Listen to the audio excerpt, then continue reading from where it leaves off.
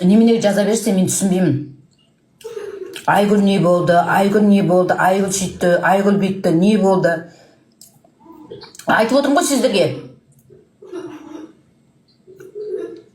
Айгүл менің туған сіңлім, туған әпкем бар, о дүние болып кеткен. Соның қызы. Сөйлеспейсің ба? Сөйлеспеймін, өз бас тартып отырмын мен. Мен қиналғанда қайда қалдым деп, ал мен қиналғанда ол қайда қалған. Аулақ жүрмаған жақындамай дейді. Енді не істеуім керек? Бар бір жерін жайлайын ба? Или соның несіне? Несі болайын ба? Кілемшесі болайын ба? Керек жоқ маған ешкімнің активі, ешкімнің звездасы. Бес қосылайықсақ, бір болайықсақ, бір телевидениесақ көтерілген адамбыз.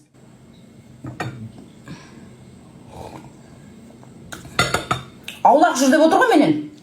Қоймайсыздар. Маған туысқан-пуысқанның керегі жоқ дейді. Мен екі балам, өзімнің алдағы өмірім болды дейді. Басымда ұрып балақ жүрменен дейді. Даже менің өзім туған ағам бар ғой, 70 жылғы. Сол жаққа Алматыға бір ай мал бағуға барды ғой. Сол кезде қалтасында ақша болмайған, сол кезде Айгүлден сұраған ғой. Жоғалар деп бермей оған.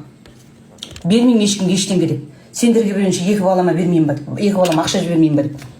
Даже қалтасынан садақа болсын депті, 10 мың депті суып бермеген.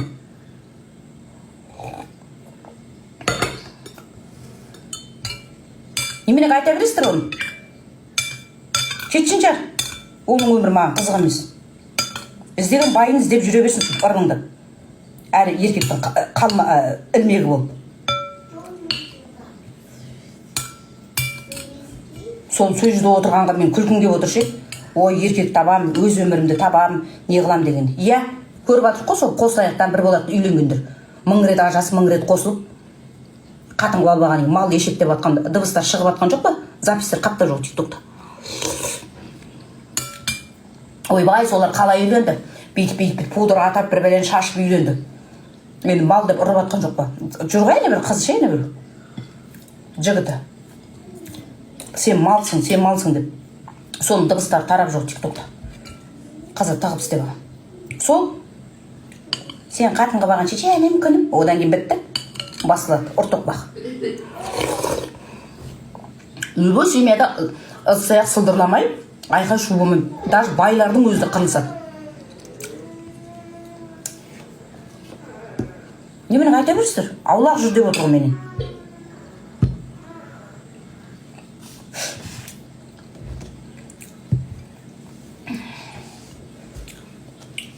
Ол жерде туған ағасы сон. Кімнің? Айгүлдің. Туған ағасы, туған әпкесі осы яқта, осы Таразда. Солардың өзі келмей отқанда, сол анау Алматыдан мен Айгүл сөйлесіп деп едім. Олар бізді сатып кеткен ғой. Шешесін тегін ауыстырып, өз шешелерін жақсы көрмеген адам мені жақсы көреді ғой деп бесін ба? Не қылам оны бәрін айтып сіздерге. Мен шығар сол қыздың памперсін ауыстырып, жуындырып, шомылдырған. Шашын өріп.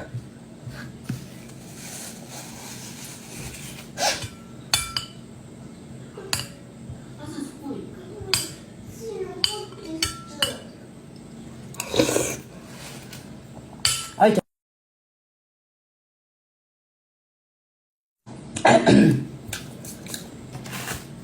Өз жол өтпей отыр, керек жоқ деп, аулақ жүріңдер деп. Сенді жаңа бір 40-50 минут бұрын жұмыстан келдім. Енді бүгін жұмыста мүлде настроен болмады, себебі ішім әлі алай-дүлей болып біртүрлі болып тұрдым жұмыста. Сонда да әйтеуір жұмысымды атқарып жақсы солай келдім үйге.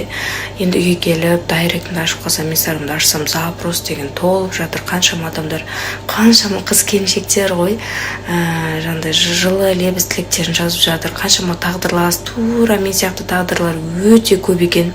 Өздерінің тағдырларын жазып кетіп жатыр, қолдап жатыр, даже дұғаларына қосып маған тілеп жатыр. Сіздерге көп басымды иіп тұрып рахмет айтам жандарым, көп рахмет. Мен қатты қуанып қалдым, шыны керек. Ана жұмыстан кейін настроен болмай біртүрлі